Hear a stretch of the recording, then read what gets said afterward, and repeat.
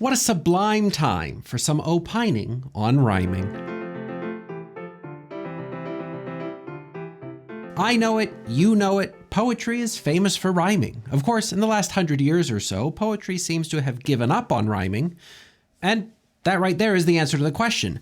Does your poetry have to rhyme? Nope. So thanks for watching and have a great week.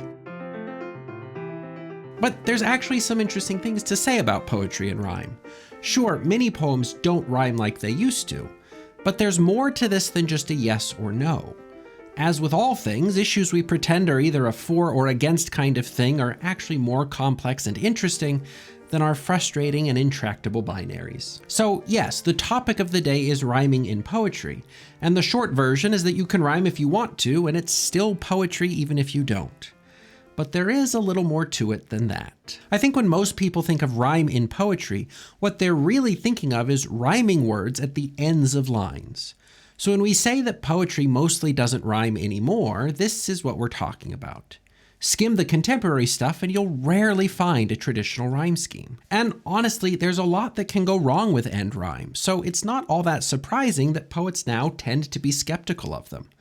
I mean, if we want to think of the stereotypically unfortunate expression of rhyme in poetry, all you need to do is pick an appropriately bouncy rhythm, match your sentence and line lengths, and then go to Rhyme Town on a one-way bus pass. This poem will probably rhyme. It's doing it all of the time. Over the mountains I climb, I hear an electric bass chime.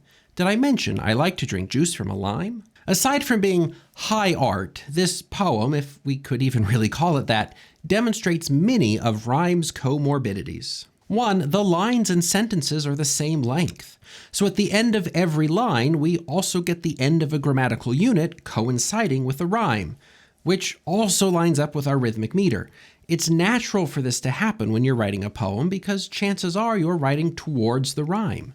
You know what your rhyming word is and your thoughts are running towards it. As a result, your sentences, your thoughts are naturally going to conclude once you've reached your rhyming goal. But when you have everything lining up in one place, it amplifies those rhymes, smacks your readers on the head with them. It's a little like constructive interference. Play the same sound from two speakers and it will end up being twice as loud as either one by itself. End your rhythmic units, grammatical units, and rhyme units all in the same place, and you'll send that amplitude off the charts. But wait, it gets worse. Check out this line. Nobody talks like this. This is a sentence getting flipped around on itself just so that the rhyming word ends up where it's supposed to. You'll see stuff like this in older poems, but most modern poets value an authentic, natural voice, and they like to use language more or less as it's spoken. Twisting up your sentences just because you have to make something rhyme comes across as artificial or contrived, and modern tastes tend to be skeptical of that level of artificiality. In the next line, we get an instance of rhyme strong-arming the actual meaning out of a poem. Yeah, chime is a word that describes sounds, but it's not really a good fit for the sound an electric bass makes. Where poets prize precision of meaning, and they usually do, a word that doesn't really mean what you want to say is a word that shouldn't be in your poem. Letting rhyme override what you're trying to communicate is probably going to be perceived as sloppy or careless. If someone reads your poem and can't find a reason for a word to be there other than so that it rhymes, well, they might wonder why you didn't just spend a few extra minutes to revise it into something sharper. And then the last line here is just extra uninteresting stuff that's only there because you need 5 rhyming words, and you already said what you had to say, so you just made up a little more junk to get you to the end. Not only that, but you used way more words to say it than you needed to so that rhyme would find its place at the end of the line. Of course, poets tend to like saying meaningful things in as few words as possible, so this needless proliferation of language just for the sake of one more rhyme is a problem. Then take it all together, and you end up with strongly attention-grabbing rhymes happening at predictable intervals, which lends a sense of monotony to the whole thing. So when you hear people express strong opposition to rhyme, it's probably more accurate to say that they're reacting to a long history of poets letting rhyme become the most important thing, and then letting the drive to rhyme eclipse all other, arguably far more worthwhile priorities. Rhyme is nice, but it's not nicer than comprehensible sentences, words that mean what you intend for them to mean, and poems that stay focused on their message. If you think your poem has to rhyme, and that's causing your poem to suffer in all these other ways, allow me to give you permission not to rhyme.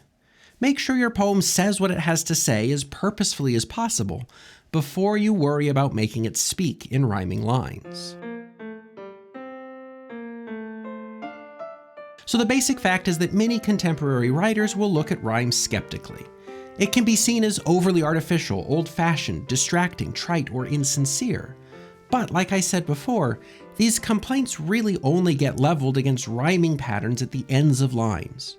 Rhyming by itself isn't the issue, and many, if not most, poets still take advantage of rhyme. But they are careful to prevent the rhymes from calling too much attention to themselves. So let's say you really do want to keep end rhymes. Maybe you're working in a set form or you're just nostalgic for some good old-fashioned rhyming. That's fine, but we can also work to mute the effect so that you're not blaring your rhymes at readers like a storm siren in the night. And the easiest way to do that is to just make sure that the ends of grammatical units don't coincide with the rhymes. Break your lines and sentences in different places, and you'll still have rhymes, but they'll be subtler rhymes, rhymes that add some charm without hogging the spotlight. This poem will probably rhyme a lot, or all of the time, so stay here and watch me climb the mountains in search of a line that's as rare as a talkative mime. Check this out, the rhymes are the same, the rhythm's about the same, but now we're doing some enjambment, letting clauses and phrases run over line breaks. And the effect is that the rhymes are still there, but we can focus more on what the poem has to say without getting hypnotized by thunderous rhyme at the end of each clause. It's a simple change that makes a massive difference, and it will keep modern rhyme skeptics off your case. You could also have some fun putting your rhymes in different or unexpected places. Just because rhymes historically happened at the ends of lines doesn't mean that they can't happen somewhere else. Give yourself a little formal flexibility and let your rhymes do their work wherever they want to. This poem will rhyme all the time as I climb over mountains in search of a line so sublime but as rare as a talkative mime.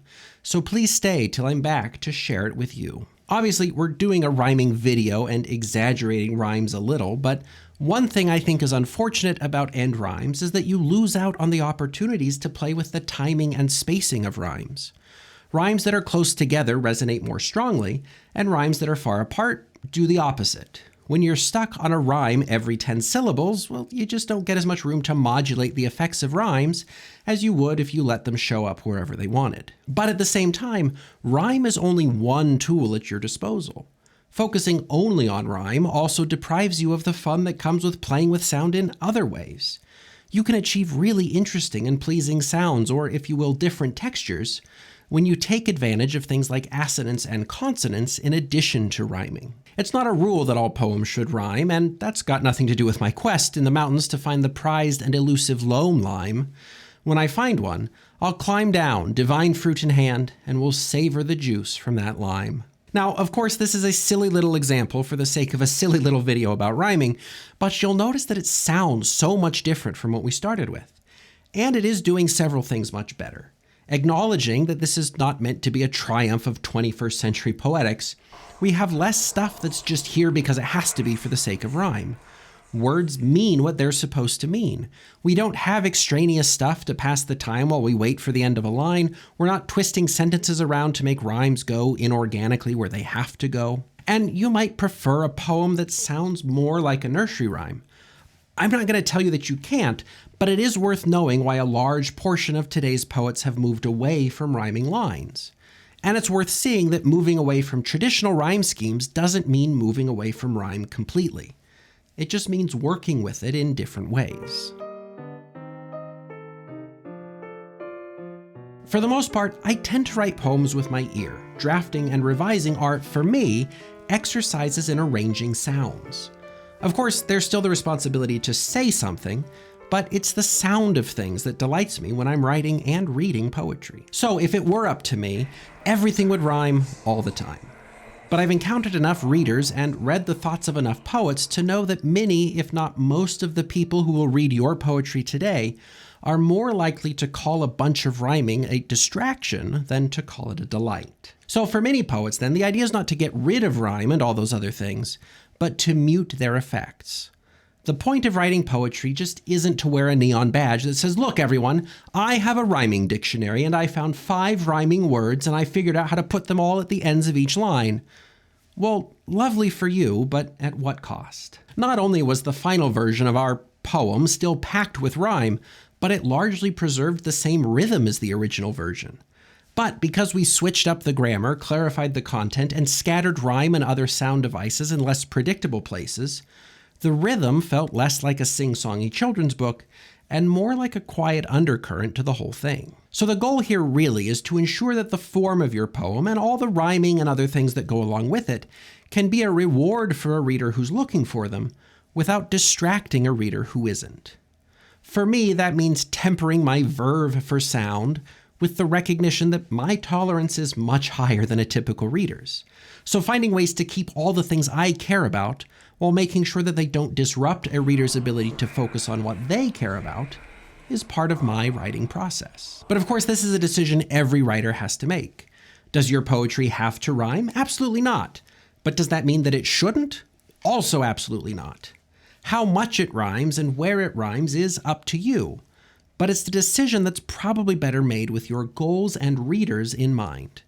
Do all the things that poets from 2 centuries ago did if you want to, but then don't be upset when readers call it old-fashioned. Or dispense with rhyme entirely and make your poetry as acoustically neutral as possible, but then don't be bothered when your readers wish for more music. You can write however you want, but unfortunately, none of us can control how our readers will respond. Of course, that's where enlisting good readers in your writing process can make all the difference in helping you to calibrate your own tastes and judgments in relation to the preferences your readers will have. And luckily, there's all kinds of resources for finding readerly input below, including but not limited to a link to our Discord server, where you can find fine folks who are doing a fine job of sharing readerly and writerly insights with each other all the time. Check it out if that sounds like your kind of thing. But with that, I'll just say, rhyme if you want, don't if you don't. Either way though, keep writing, and I'll see you again in a week.